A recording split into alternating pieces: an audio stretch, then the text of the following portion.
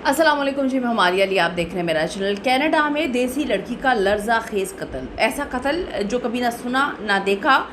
PR के लालच में दरिंदगी की इंतहा इस हद तक बढ़ सकती है, कभी तसव्वुर नहीं किया था। शादी से इनकार पर जो नेगरा फॉल है वहाँ पर एक खौफनाक अमल किया जाता है। कनाडा में कत्ल करके फ़रार आगे जो हुआ उसने सबके होश उड़ा दिए। कोई तसव्वुर भी नहीं कर सकता था कि ये शख्स इतना दरिंदा हो सकता है। कनाडा जाने वाले होशियार हैं जी, किस तरह से ये एशियन ड्राइवर जो कि हमारे मुल्कों से होते हैं, किस तरह से कुछ लोग एक मछली पूरे तालाब को गंदा करती है, किस तरह से इसने पाकिस्तानी कम्युनिटी, इंडियन कम्युनिटी और जो एशियन कम्युनिटी है उनका सर शर्म से तो झुकाया। वहाँ पे लोग इन पर एतबार करना छोड़ चुके हैं। क्या मामला है, कैसे कत्ल हुआ, किस तरह से जो है इसको ट्रेस किया गया, आप लोगों ने किस तरह से होशियार रहना, आज की वीडियो में बात करते हैं।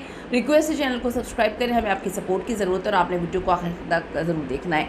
ज़िंदगी में अपने ख्वाबों को पूरा करने के लिए जब कोई इंसान अपना वतन छोड़ता है, सात समंदर पार जाता है, अपने प्यारों को छोड़ता है, तो उसके वालिदैन की आंखों में एक उम्मीद होती है कि हमने इतना कुछ किया, अब हमारा बच्चा जो है डेफिनेटली कुछ ना कुछ करेगा। लेकिन क्या हुआ अगर वही ख्वाब जो है वो भयानक डरावना ख्वाब बन जाए, आप तसव्वुर भी नहीं कर सकते।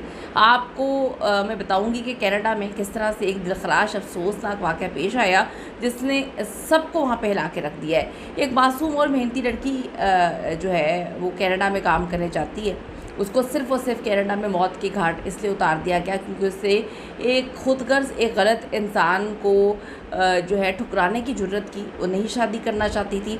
अब होता क्या है, ये 27 साल लड़की है जिसका ताल्लुक़ पंजाब से, एक इंतहाई होनहार, सुलझी हुई और अपने वालिदैन की फरमाबरदार बच्ची। इसका ताल्लुक़ मेडिकल के शोबे से है। अगस्त 2021 में अपनी मेहनत के बलबूते पर जो है वो कनाडा पीआर हासिल करके वहाँ पे शिफ्ट हो जाती है। आगे का प्लान ये था कि उसने वहाँ पे सेटल होने के बाद अपने पेरेंट्स को बुलाना था।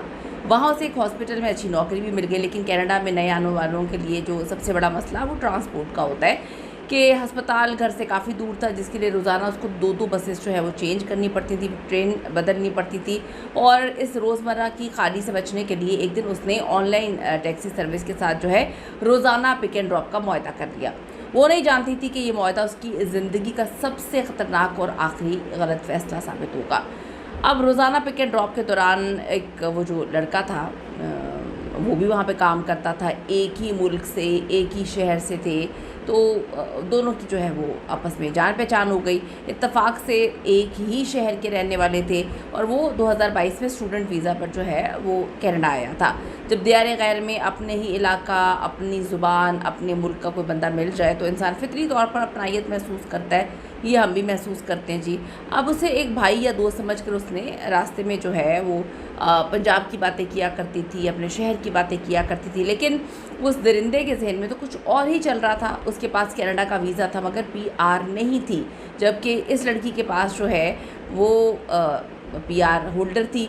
इसके दिल में लालच ने जन्म लिया। उसने सोचा अगर वो किसी तरह से इस लड़की से शादी कर लेता है, उसके पास पीआर भी, अच्छी नौकरी भी है, इसकी फैमिली भी यहाँ पे नहीं है, तो उसको तो लाइफ उसकी सेटल हो जाएगी, इसे कनाडा की परमानेंट रेजिडेंसी जो है वो बड़ी आसानी से मिल जाएगी।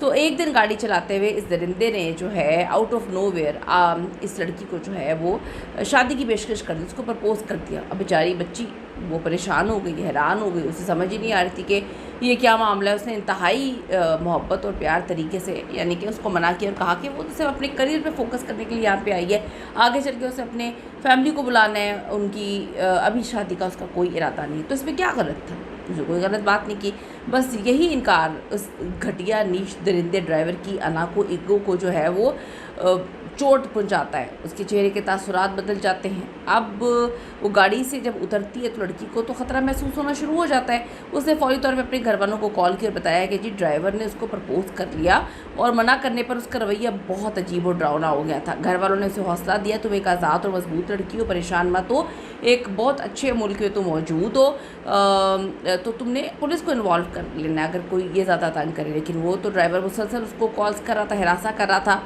अब फिर वो मनूस दिन आया जब ये बेचारी लड़की अचानक से गायब हो जाती है और लड़की जो रोज़ाना अपने वालिदैन से बात करती थी उसका फ़ोन बंद हो जाता है। 24 घंटे गुजरने के बाद जब रब्ता नहीं होता तो कनाडा में मौजूद उसकी कज़न ने पहले हॉस्पिटल में रब्ता किया, जहाँ पता चला कि वो 2 दिन से ड्यूटी पर नहीं आई और बताया भी नहीं है। अब घबरा कर 20 अक्टूबर को जो है फैमिली ने मिसिंग रिपोर्ट दर्ज करवाई। फिर अगले दिन यानी कि 21 अक्टूबर को कनाडा की पुलिस को जो दुनिया के मशहूर सियाहती मकाम है नायग्रा फॉल, उसके करीब एक नौजवान लड़की की लाश मिलती है। ये लाश किसी और की नहीं थी, किसी मासूम लड़की की थी जिसे बड़ी बेदर्दी से कत्ल किया और वहाँ पे फेंक दिया गया। जब कनाडा पुलिस ने तहकीकात शुरू की तो शक की सुई सीधी सादी उसी टैक्सी ड्राइवर पे गई, लेकिन जब तक पुलिस उस तक पहुंची वो मकार कनाडा से फ़रार होकर जो है वो पंजाब पहुंच चुका था। कनाडा पुलिस फौरी तौर पर उसके ख़िलाफ़ जो है लुकआउट नोटिस जारी किया।